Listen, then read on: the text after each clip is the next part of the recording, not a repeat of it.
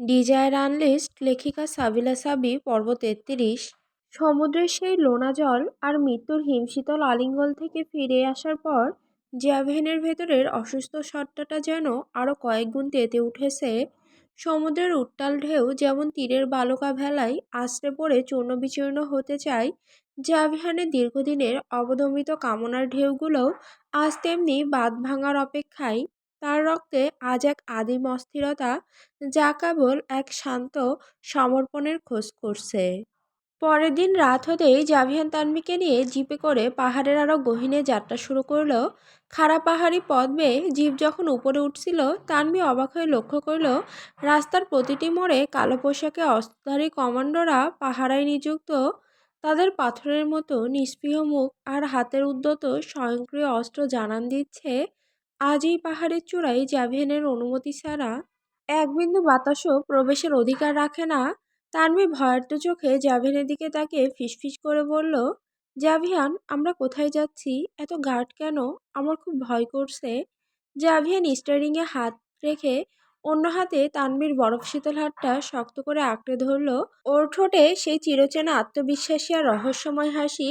সে চিবুক ঈষৎ উঁচিয়ে নিচু স্বরে বলল, ভয় পেও না জিনিয়া, এই পুরো পাহাড়টা আজ শুধু তোমার আর আমার। এই গার্ডরা পাহারা দিচ্ছে যাতে আমাদের একান্ত মুহূর্তগুলোতে বাইরের কোনো পৃথিবী হানা দিতে না পারে। আজ শুধু আমরা থাকবো, আর থাকবে আমাদের নিঃশ্বাসের শব্দ।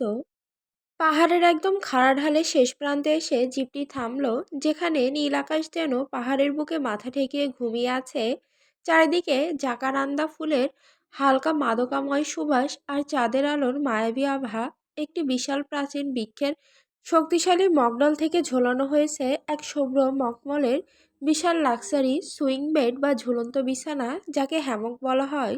চারপাশটা শত শত ছোট ছোট মোমবাতির আলোয় সাজানো, নিচে ঘন কুয়াশার চাদর আর ওপরে তারায় ভরা আকাশ। সব মিলে জায়গাটাকে কোনো এক ডার্ক রূপকথার অংশ মনে হচ্ছে। নিচ দিয়ে বয়ে যাচ্ছে পাহাড়ি ঝর্ণার অবিরাম কলতান। জাভিয়ান তানবিকে তার বলিষ্ঠ বাহুবন্ধনে আগলে নিয়ে এলো সেই দোদুল্যমান বিছানায়। নিচে ঘন অরণ্যের গাঢ় অন্ধকার, আর ওপরে অগণিত তারার মেলা। বিছানাটি রাতের হিমেল বাতাসে মৃদু দুলছে, মনে হচ্ছে তারা কোনো মর্তের মাটিতে নয়, বরং এক নিষিদ্ধ মেঘের ওপর ভাসছে। জাভিয়ান তানবিকে কোলে তুলে নিয়ে অত্যন্ত সাবধানে সেই দোদুল্যমান হ্যামকের ওপর বসিয়ে দিল। নিচে তাকাতেই তানবির মাথাটা ঘুরে উঠল। অতল অন্ধকার খাদ আর এই ঝুলন্ত হ্যামক ভয়েও জাভিয়ানের শার্টের কলার শক্ত করে খামচে ধরল। তানবি ফ্যাকাশে মুখে অস্ফুট স্বরে বলল, জাভিয়ান, আপনি কি পাগল হয়ে গেছেন? এমন একটা ভয়ঙ্কর জায়গায় কেউ কিভাবে রোমান্টিক মুহূর্ত কাটানোর কথা ভাবতে পারে? আমি তো নিচে তাকাতেই পারছি না। জাভিয়ান হাসলো, সেই বাঁকা নেশাতুর হাসি। সে হ্যামকের একপাশে বসে তানবিকে নিজের বলিষ্ঠ বুকের সাথে পিষে ধরল। ওর তপ্ত নিঃশ্বাস তানবির কপালে আশ্রে পড়ছে। সে নিচু কিন্তু ভারী স্বরে বলল, এটাই আমার ভালোবাসা তোমার প্রতি জিনিয়া। ভয়ঙ্কর। সাধারণ রোমান্স তো সাধারণ পুরুষরা করে। জাভিয়ানের ভালোবাসা মানেই হলো খাদের কিনারায় দাঁড়িয়ে মৃত্যুর চোখে চোখ রেখে জীবনের চরম স্বাদ নেওয়া। আজ তোমার ভয় আর আমার তৃষ্ণা দুটোকেই এই গিরিখাদে বিসর্জন দেব। জাভেনের হাতটা এবার তানবীর উন্মুক্ত পিঠের ওপর দিয়ে ধীরে ধীরে নিচে নেমে গেল। তার কর্কশ আঙুলের স্পর্শে তানবী এক তীব্র শিহরণে চোখ বুজল। তানবী আমতা আমতা করে প্রশ্ন করল, জাভিয়ান, বলছিলাম আজকে কি করতেই হবে? জাভিয়ান ওর চিবুকটা এক আঙুলে উঁচিয়ে ধরল। ওর দু চোখে এখন সেই মাদকতা নেশা। জাভিয়ান খুব সাবলীল কিন্তু ধারালো গলায় উত্তর দিল, ইয়েস, অনেক মাস ধরে সিগন্যাল হাই হয়ে আমার ব্লুটুথ অন হয়েছিল, কিন্তু তোমার ওই প্রাইভেসি সেটিংয়ের জন্য কানেক্ট করতে পারিনি। আজ তোমার পেয়ারিং কোড পেয়ে গেছি, তখন কি আর ডেটা ট্রান্সফার না করে থাকা যায়? আজ শুধু ব্লুটুথ কানেক্ট না, একেবারে ফুল অ্যাক্সেস নিয়েই ছাড়বো। জাভিয়ান তানভীর কানের কাছে মুখ নামিয়ে তপ্ত নিঃশ্বাসে ফিসফিস করে বলল, এই মাটির পৃথিবীটা বড় নোংরা জেনিয়া। ওখানে সবাই তোমার দিকে নজর দেয়, তাই তোমাকে এখানে নিয়ে এলাম, এই আকাশের কাছাকাছি, যেখানে শুধু বাতাস আর এই গভীর রাত আমাদের সাক্ষী থাকবে।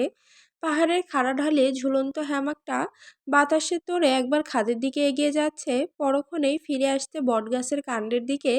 নিচে কয়েকশো ফুট গভীর অন্ধকার গহ্বর। একটু অসাবধানতা মানেই সলিল সমাধি। তানভি ভয়ে আর আতঙ্কে জাভিয়ানের প্রশস্ত বুকটা বারবার দুই হাতে খামচে ধরে আছে। ওর হৃৎপিণ্ডের ধুকপুকানি যেন বাইরে থেকেও শোনা যাচ্ছে। হ্যামকের প্রতিটি দুলুনিতে তানভীর মনে হচ্ছিল সে এখনই ছিটকে পড়ে যাবে। ও ফুঁপিয়ে উঠে বলল, জাভিয়ান প্লিজ, আমার মাথা ঘুরছে, আমি পড়ে যাব, আমাকে নামিয়ে দিন। জাভিয়ান কোনো কথা বলল না, সে কেবল তানভীর কোমর জড়িয়ে থাকা হাতের বাঁধনটা আরো কয়েক গুণ শক্ত করে দিল।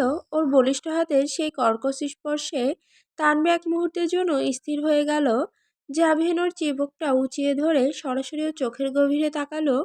ওর ওই উন্মাদ চোখের মণিতে তখন মোমবাতির শিখা প্রতিফলিত হচ্ছে।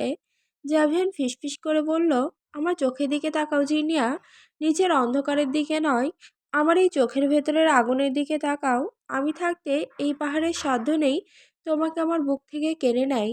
জাভিয়ান ওর ঠোঁট নামিয়ে আনলো তানভীর কানের কাছে। ওর তপ্ত নিঃশ্বাস তানভীর ভয়ার্ত শরীরে এক বৈদ্যুতিক প্রবাহ ছড়িয়ে দিল।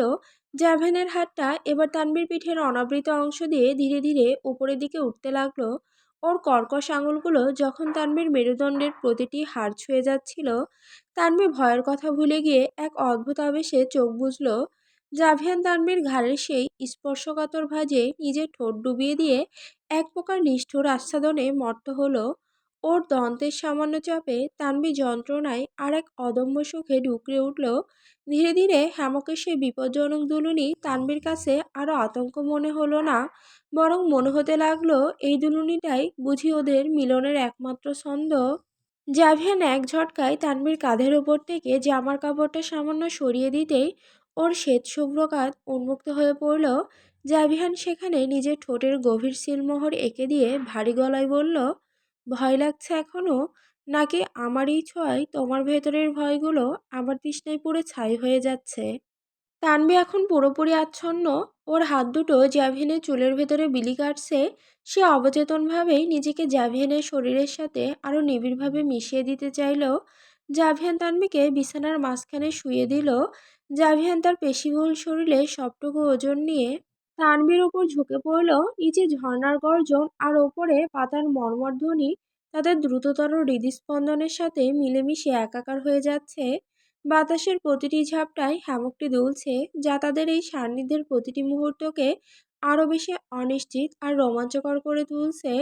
কোনো দেয়াল নেই, কোনো ছাদ নেই, আছে শুধু চারিদিকে উন্মুক্ত প্রকৃতি। জ্যাভেনের স্পর্শে আজ কোনো সামাজিক বা নৈতিক বাধা নেই। সেই বন্য প্রকৃতির মাঝে তার পুরুষালী অধিকার পূর্ণ করতে চাই। তানভীর লম্বা রেশমি চুলগুলো বিছানা ছাড়িয়ে বাতাসের ডালপালায় ডানা মেলছে। জ্যাভেনের ভারী নিঃশ্বাস তানভীর ঘাড়ের স্পর্শকাতর ভাঁজে তপ্ত আগুনের মতো অনুভূত হচ্ছে। হঠাৎ জাভিয়ান তানভীর দুই হাত মাথার উপরে তুলে শক্ত করে চেপে ধরল। তার চোখের মণি এখন কেবল নেশাই নয়, বরং এক অদ্ভুত ও ভয়ঙ্কর জেদে জ্বলছে। সে তানভীর গলার কাছে মুখ ডুবিয়ে খুব নিচু স্বরে প্রায় হিস হিস করে বলল, জানো জিন্নিয়া, এই হ্যামকের দড়িগুলো যদি আজ ছিঁড়ে যায় আর আমরা যদি এই কয়েকশো ফুট ওপর থেকে নিচে পাথরের ঝর্ণায় আছড়ে পড়ি, আমি বিন্দুমাত্র ভয় পাবো না। তানভীর বিস্ময়ের আতঙ্ক মাখা চোখে তাকাতেই জাভিয়ান তার ঠোঁটে এক বন্য হাসি ফুটিয়ে তুলল।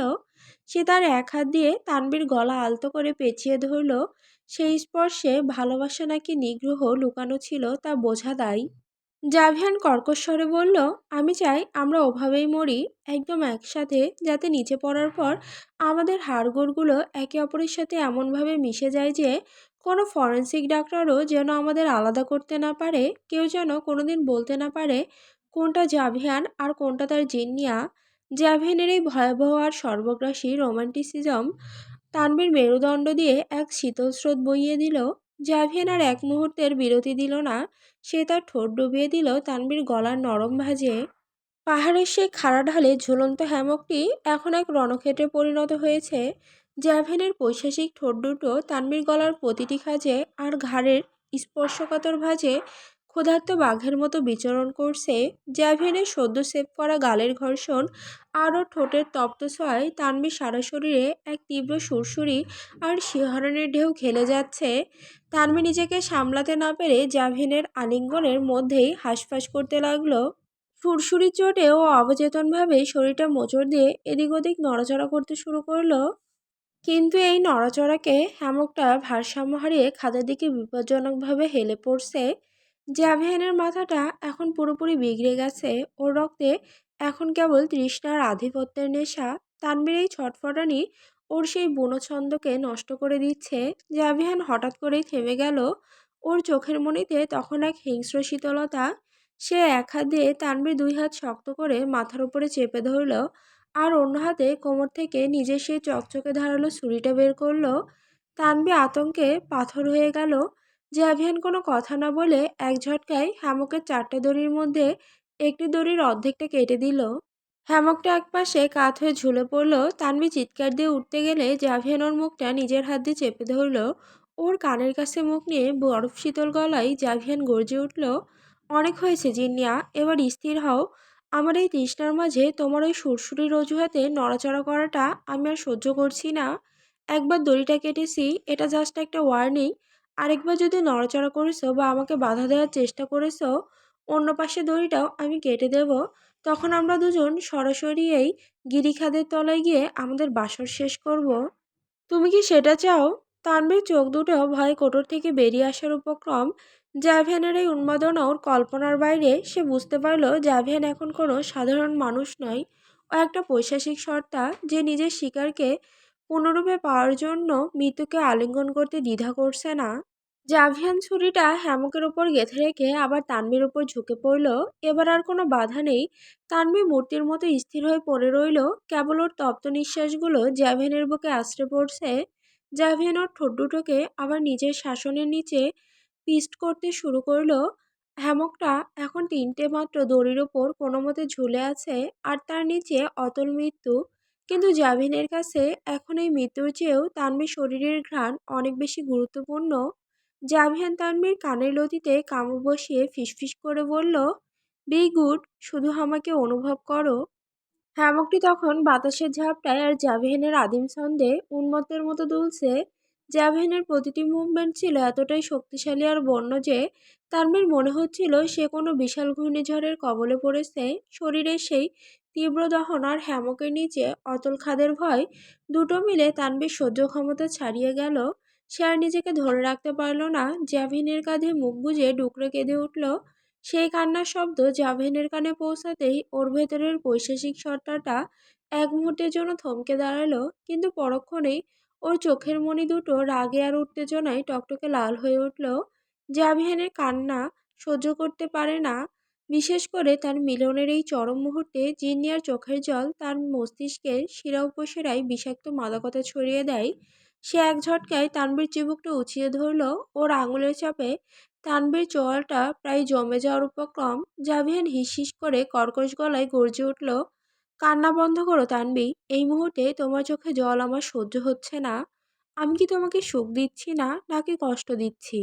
তানভি কান্নার তোড়ে অস্ফুট স্বরে বলল, জাভিয়ান প্লিজ, আমি আর পারছি না, আমার খুব ভয় করছে। জাভিয়ানের মাথাটা এবার পুরোপুরি বিগড়ে গেল। সে ঝট করে হ্যামকের ওপর রাখা সেই ধারালো ছুরিটা হাতে তুলে নিল এবং চোখের পলকে হ্যামকের দ্বিতীয় প্রধান রশিটার ওপর ধরল। তানভি আতঙ্কে পাথর হয়ে গেল। চুপ, জাভিয়ান হিমশীতল গলায় বলল, তুমি যদি আর একটা শব্দ করো তবে এই মুহূর্তে এই দড়িটাও আমি কেটে দেব। তুমি কি চাও আমরা ওভাবেই মরি, নাকি শান্ত হয়ে আমার এই আদর উপভোগ করবে? জাভিয়ান ছুরিটা রশির ওপর একটু বেশি চাপ দিল। দড়ি ছিঁড়ে যাওয়ার সেই বীভৎস ক্যাসক্যাস শব্দে তানভীর হৃৎপিণ্ড যেন থেমে গেল। সে আর কান্না গলার ভেতরেই গিলে ফেলল। তার বড় বড় চোখ দুটো এখন ভয়ে আর বিস্ময়ে জাভিয়ানের দিকে স্থির হয়ে আছে। জাভিয়ানের চোখে কোনো কৌতুক নেই, আছে এক ভয়াবহ উন্মাদনা। তানভীকে নিথর হয়ে যেতে দেখে জাভিয়ানের ঠোঁটে আবার সেই হাসিটা ফিরে এলো। সেই ছুরিটা একপাশে সরিয়ে দিয়ে তানভীর কবজি দুটো আবার রশির সাথে শক্ত করে চেপে ধরল। গুড গার্ল, আজ রাতেই অরণ্যের প্রতিটি পাতা জানবে যে তুমি কার। তুমি কেবলই জাভিয়ান অ্যামিলিও চৌধুরীর। জাভিয়ান আর কোনো কথার অবকাশ রাখল না। সে আবার নিজেই সে উন্মত্ত নেশায় ডুব দিল। হ্যামকটি তখন পাহাড়ের ঢালে বিপজ্জনকভাবে দুলছে, যেন বাতাসের প্রতিটি ঝাপটায় তারা মৃত্যুর খুব কাছে চলে যাচ্ছে। কিন্তু জাভিনের কাছে ওই খাদের গভীরতা এখন তুচ্ছ। তার পুরো পৃথিবী এখন তানভীর তপ্ত নিঃশ্বাস আর ওর শরীরের ঘ্রাণে সীমাবদ্ধ। জ্যাভেনের হাতের বাঁধন আলগা হলো না, বরং প্রতিটি মুহূর্তে তারও নিবিড় হতে লাগলো। তানভি অনুভব করছিল জাভিয়ান যেন কোনো মানুষ নয়, বরং এক ঝড় যা তাকে ছিঁড়ে খুঁড়ে নিজের ভেতর বিলীন করে দিতে চায়। ওর প্রতিটি স্পর্শে ছিল এক অদম্য জেদ, এক নিরস্কুশ মালিকানা। খাদের নিচে অতল অন্ধকার ওত পেতে থাকলেও জাভিয়ানের বাহুবন্ধনে তানভি এক বিচিত্র অবসাদ অনুভব করছিল। মৃত্যু হয়তো কয়েক ইঞ্চি দূরেই দাঁড়িয়েছিল, কিন্তু জ্যাভেনের এই সর্বগ্রাসী উপস্থিতির সামনে সেই ভয় যেন আজ ম্লান হয়ে গেছে। ওই মগডালের উপর ঝুলন্ত শয্যায় সে কেবলই এক পুরুষ, যে তার ভালোবাসার নারীকে একটু একটু করে নিজের শর্তে মিশিয়ে নিচ্ছে। তার নিঃশ্বাসের শব্দ আর তানভীর হৃদস্পন্দন মিলেমিশে একাকার হয়ে ওই নির্জন পাহাড়ের নিস্তব্ধতাকে ভেঙে চুরমার করে দিচ্ছিল। ভোরের সেই প্রথম আলো যখন জারাকানান্দার ডালপালা ভেদ করে হ্যামকের ওপর এসে পড়ল, তখন চারপাশটা এক অপার্থিব নিস্তব্ধতায় ঢাকা। পাহাড়ের চূড়ায় কুয়াশার পাতলা চাদর, আর তার নিচে ঝর্ণার সেই অবিরাম বয়ে চলার শব্দ এখন অনেক বেশি স্পষ্ট। গত রাতের সেই উন্মাদনা আর ঝড়ের চিহ্নগুলো হ্যামকের শ্বেতশুভ্র মখমলে ছড়িয়ে ছিটিয়ে আছে। জাভিয়ান আগে জেগেছে। সে হ্যামকের এক কোণায় আধশোয়া হয়ে এক হাতে মাথা এলিয়ে দিয়ে অপলক দৃষ্টিতে তানভীর ঘুমন্ত মুখের দিকে তাকিয়ে আছে। জাভিয়ানের প্রশস্ত পিঠে তানভীর নখের সেই লাল আঁচড়গুলো ভোরের আলোয় আরো স্পষ্ট হয়ে উঠেছে। তার চোখের সেই গত রাতের বন্যতা এখন আর নেই। তার বদলে সেখানে এক স্থির গভীর প্রশান্তি। সে পরম মমতায় তানভীর কপালে লেপ্টে থাকা কয়েকটা চুল সরিয়ে দিল। তার আঙুলের আলতো স্পর্শ তানভীর ললাটে ছুতেও ঘুমের ঘোরে একটু কেঁপে উঠল। তানভী যখন চোখ মেলল, তার চোখের মণিতে তখনও ভোরের সেই আলস্য আর গতরাতের ক্লান্তির রেশ। জামিহানকে এত কাছে দেখে ও এক মুহূর্তের জন্য থমকে গেল। সারা রাতের সেই অমানসিক ধকল আর জাভিয়ানের তীব্র সান্নিধ্যের পর তানভীর শরীরটা যেন পুরোপুরি অবশ হয়ে আছে। সে একটু নড়াচড়া করার চেষ্টা করতেই ব্যথায় তার ভ্রু দুটো কুঁচকে এলো। জাভিয়ান খুব নিচু আর ভরাট গলায় বলল, ব্যথা করছে খুব। তানভী কোনো উত্তর দিল না। সে শুধু বড় বড় চোখ মেলে জাভিয়ানের শান্ত মুখের দিকে তাকিয়ে রইল। এই সেই মানুষ যে গতরাতে মৃত্যুর ভয় দেখিয়ে দেখিয়ে তাকে নিজের করে নিয়েছে। আবার এই সেই মানুষ যার চোখে এখন পাহাড়ের শান্ত সরোবরের মতো ছায়া। তানভী অস্ফুট স্বরে বলল, আপনি সত্যিই খুব অদ্ভুত। গতরাতে তো মনে হচ্ছিল আপনি আমাকে শেষ করে ফেলবেন। জাভিয়ান মৃদু হাসল। সে আমাকে রশি ধরে আলতো টান দিয়ে তানভীকে নিজের বুকের আরো কাছে নিয়ে এলো।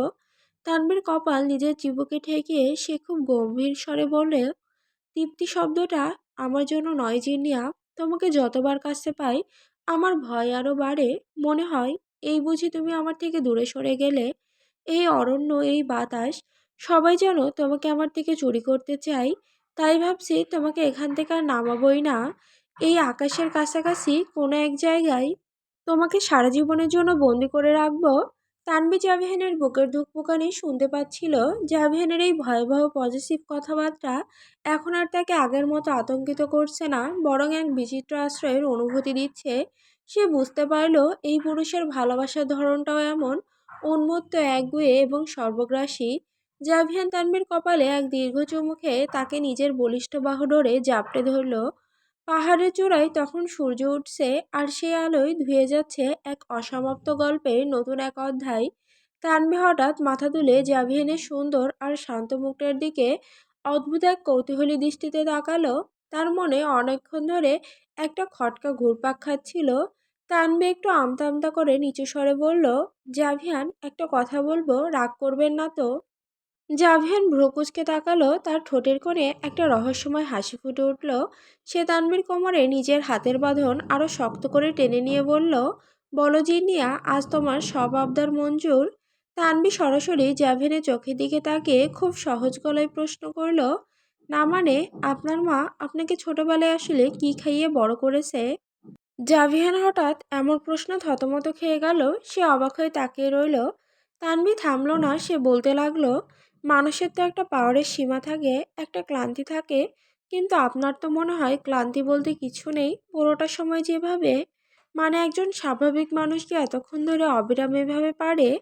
তানভীর এমন অকপট আর বাস্তবিক কৌতূহল বুঝতে পেরে জাভিয়ান হঠাৎ হো হো করে হেসে উঠল। সে অকৃত্রিম হাসির শব্দে গাছের ডালে বসে থাকা দু একটা পাখিও ডানা ঝাপটে উড়ে গেল।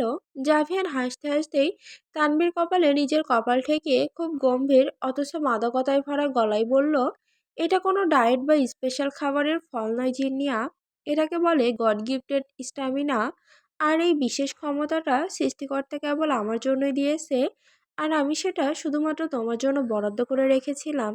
জাভিয়ান আবার শুয়ে পড়ল তানভীর পাশে। তাকে নিজের বুকের সাথে এমনভাবে জাপটে ধরল যেন সে কোনো অমূল্য সম্পদ আগলে রাখছে। তানভীর জাভিয়ানের বুকের ধুকপুকানি শুনতে পাচ্ছিল। জাভিয়ান তখন বুঝতে পারল এবার ফেরার সময় হয়েছে। সে হ্যামক থেকে নামার জন্য উঠে দাঁড়ালো এবং পরম যত্নে তানভীরকে হাত ধরে তোলার চেষ্টা করলো। কিন্তু তানভী একবার নড়াচড়া করতেই অস্ফুট স্বরে ব্যথায় কুঁকিয়ে উঠল। ওর সারা শরীর যেন সীসার মতো ভারী হয়ে আছে। গতরাতে সে অমানসিক ধকল আর জাভিয়ানের তীব্র উন্মাদনার পর ওর শরীরের প্রতিটি পেশি এখন বিদ্রোহ করছে। ও উঠে দাঁড়ানো তো দূর, বিছানা ছেড়ে 1 ইঞ্চি নড়তেও পারছে না।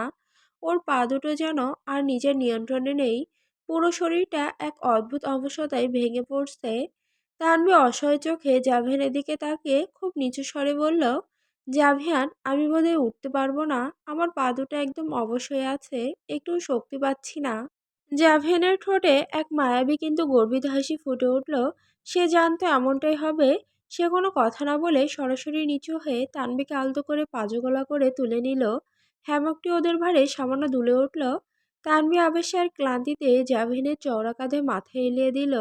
জাভেনের বলিষ্ঠ বাহু ডোরে নিজেকে সঁপে দিয়ে ওর মনে হলো এই মানুষটা যতটা ভয়ঙ্কর তার চেয়েও অনেক বেশি শক্তিশালী আশ্রয়। জাভিয়ান তানভীকে কোলে নিয়ে খুব সাবধানে সে প্রাচীন বটগাছের ডাল থেকে নিচে নেমে এলো। পাহাড়ি ঢালে সেই অমসৃণ পথে জাভিয়ান অত্যন্ত স্থির কদমে হাঁটছে, যেন ওর কোলে কোনো কাচের পুতুল আছে যা সামান্য আঘাতেই ভেঙে যেতে পারে।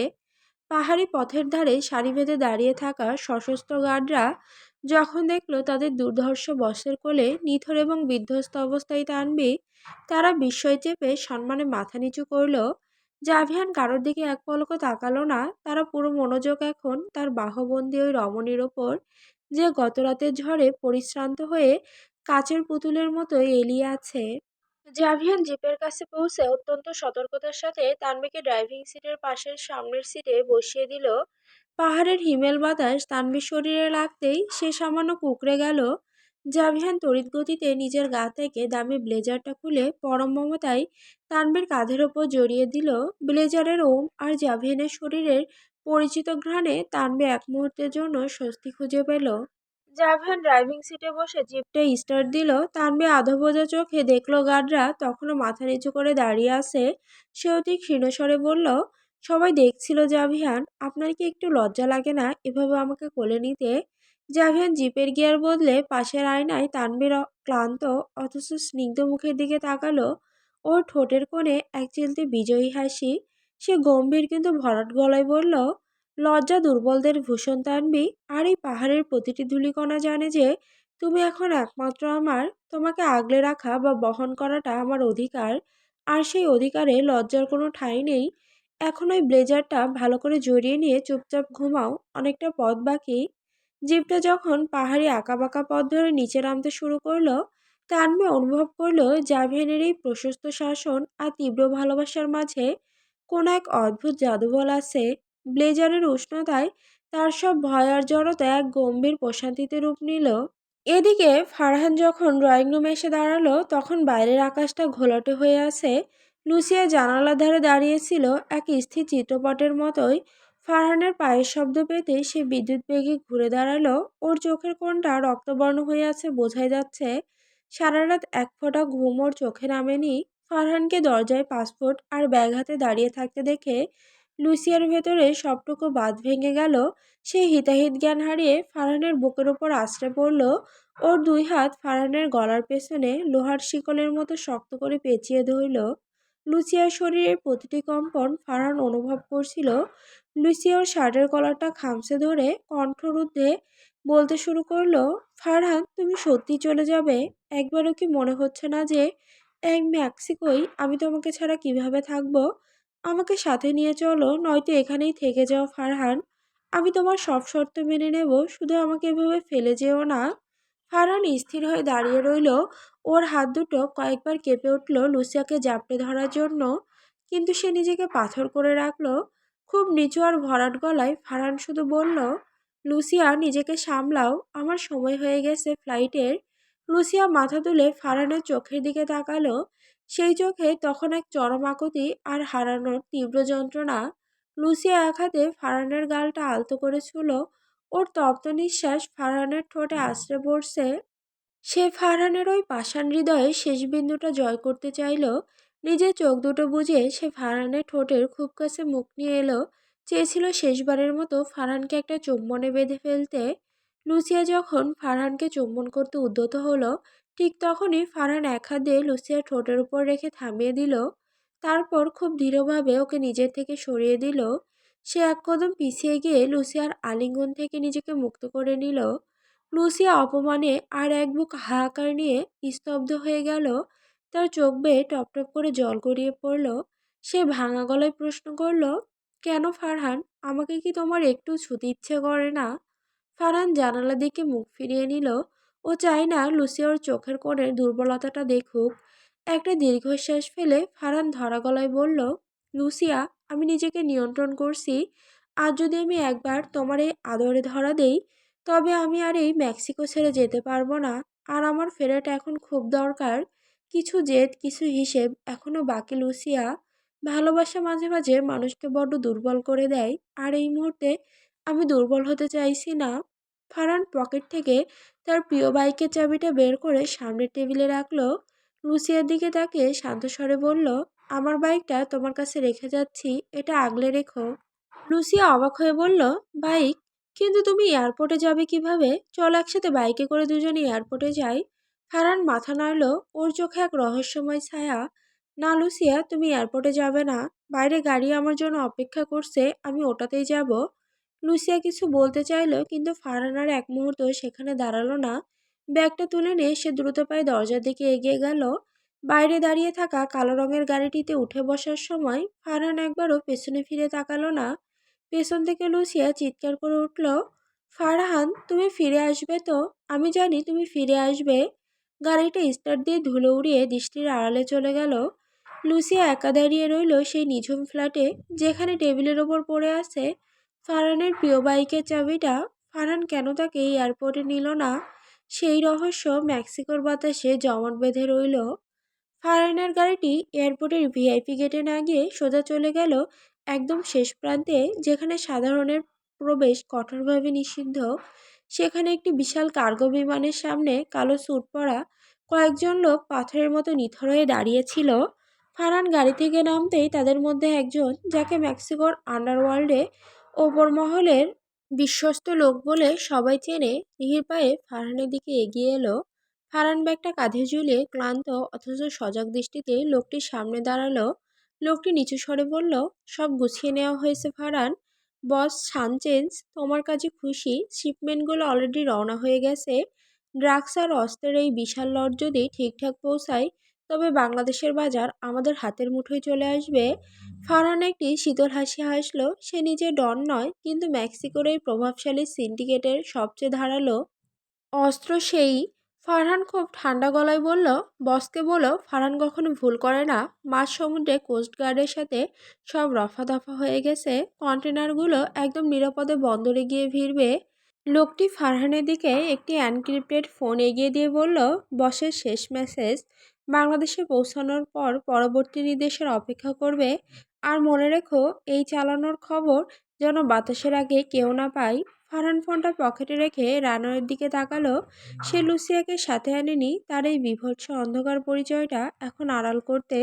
লুসিয়া যদি জানতো ফারহান এখনও এসব কাজ করে এবং কি ভয়ঙ্কর নীল নকশা সে বাস্তবায়ন করতে যাচ্ছে, তবে হয়তো আজ সে ফারহানকে এভাবে আঁকড়ে ধরতো না।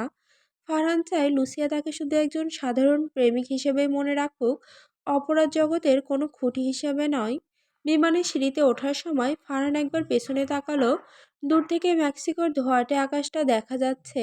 মনে মনে ভাবলো, সে বাংলাদেশে যাচ্ছে শুধু নিজের মাটিতে ফিরতে নয়, বরং মেক্সিকোর এই বিষাক্ত সাম্রাজ্যের শিকড় নিজের দেশে গেঁথে দিতে। ফারহান বিপানে উঠে সিটে হেলান দিয়ে চোখ বুজল। কেবিনের নিস্তব্ধতায় হঠাৎ তার বুকের ভেতরটা হাহাকার করে উঠল। সে পকেট থেকে ফোনটা বের করলো। স্ক্রিন জ্বলে উঠতেই ভেসে উঠল লুসিয়ার সেই হাসিটা, যা সে নিজ হাতে ফোনের ওয়ালপেপার হিসেবে সেট করেছিল। হঠাৎ করেই ওর বুকের ভেতরটা হাহাকার করে উঠল। সে জানে এই যে সে বিদায় নিয়ে এলো, এটা শুধু একটা সাময়িক বিদায় নয়। সে আর কোনোদিনই মেক্সিকোতে ফিরবে না। পকেট থেকে ফোনটা বের করে সে শেষবারের মতো লুসিয়ার ছবিটা দেখলো। এয়ারপোর্টে তাকে না আনার পেছনে এটাই ছিল সবচেয়ে বড় রহস্য। সে চায়নি তার শেষ বিদায়টা কোনো অপরাধ জগতের লেনদেনের সাক্ষী হয়ে থাকুক। ফারহান একটা দীর্ঘশ্বাস ফেলে চোখ বুজলো। সিটে হেলান দিয়ে ভাবলো, ক্ষমা করে দিও লুসিয়া, তোমার কাছে আমি আর ফিরবো না। মেক্সিকোর এই আকাশ আর তোমার ওই মায়াবী মুখ সবই আজ থেকে আমার জন্য নিষিদ্ধ। সে জানে বাংলাদেশে গিয়ে তাকে নতুন করে এক মরণ খেলায় নামতে হবে। সেখানে সে কেবল একজন প্রতিনিধি, একজন সোলজার, যাকে মেক্সিকোর ওপর মহলের স্বার্থ রক্ষা করতে হবে। বিমানটি যখন মেঘের ওপর দিয়ে ডানা মেলল, ফারহান বুঝল তার জীবনের সবচেয়ে বড় ট্র্যাজেডি সে নিজেই লিখে এসেছে। সে ফিরছে নিজের মাটিতে, কিন্তু পেছনে ফেলে যাচ্ছে এক প্রাণবন্ত হৃদয়, যাকে সে তিলে তিলে মরতে দিয়ে এলো। অন্যদিকে রায়হান তার অন্ধকার সেফ হাউজের কন্ট্রোল রুমে বসে আছে। তার কপালে বিন্দু বিন্দু ঘাম জমছে, আর কলিজার ভেতরটা যেন কেউ নিংড়ে ধরছে। গত 1 ঘন্টা ধরে সে পাগলের মতো জাভিয়ানকে ফোন করে যাচ্ছে, কিন্তু কোনো লাভ হচ্ছে না। পাহাড়ি এলাকার সিগন্যাল এমনিতেই দুর্বল, তার উপর জাভিয়ান সম্ভবত ইচ্ছে করেই তার সব কন্ট্যাক্ট ডিভাইস অফ করে রেখেছে। রায়হান বিড়বিড় করে বলল, স্যার আপনি কোথায়? একবার শুধু ফোনটা ধরুন। পৃথিবী উল্টে যাচ্ছে আর আপনি পাহাড়ের চূড়ায় রোমান্স করছেন। রায়হানের সামনে রাখা ট্যাবে জেলের রেড অ্যালার্টের সিগন্যালটা লাল হয়ে জ্বলছে। একটু আগেই তার কাছে খবর এসেছে, জেলের সেই নিষিদ্ধ নিরাপত্তা মুহূর্তের মধ্যেই তাসের ঘরের মতো ভেঙে পড়েছে। জেলের সবকটা ডিজিটাল লকিং সিস্টেম কেউ হ্যাক করেছে। সিসিটিভি ফুটেজে দেখা যাচ্ছে মাত্র 10 মিনিটের এক দক্ষ অপারেশনে জেল ভেঙে বের করে নিয়ে যাওয়া হয়েছে মেলস্ট্রমকে। সবচেয়ে আতঙ্কের বিষয় হলো গার্ডরা কেউ মারা যায়নি, তারা সবাই জীবন্ত সংজ্ঞাহীন হয়ে পড়ে আছে। এর মানে যারা এই কাজ করেছে তারা চরম পেশাদার। রায়হান জানে এই জেলের ভেতরে এমন কিছু তথ্য আর এমন কিছু মানুষ ছিল যা জাভিয়ানের অস্তিত্বের সাথে জড়িয়ে আছে। এখন সব লণ্ডভণ্ড হয়ে গেছে। রায়হান আবার জাভিয়ানের স্যাটেলাইট ফোনে কল করলো। আবারও ব্যর্থ হলো। সে বুঝতে পারছে না জাভিয়ানকে এই মহাবিপদের খবরটা সে কিভাবে দেবে। জেলের ভেতর থেকে রায়হানের এক সোর্স তাকে শেষ মেসেজ পাঠিয়েছে, the valid is empty, he is out, repeat, he is out. Raihan জানে এই হি বলতে কাকে বোঝানো হচ্ছে। এই মেইলস্টর্ম বাইরে আসা মানে জাভিয়ানের জন্য সাক্ষাৎ আজরাইল নেমে আসা। রায়হান নিজের হাতে থাকা অটোমেটিক পিস্তলটা চেক করে নিল।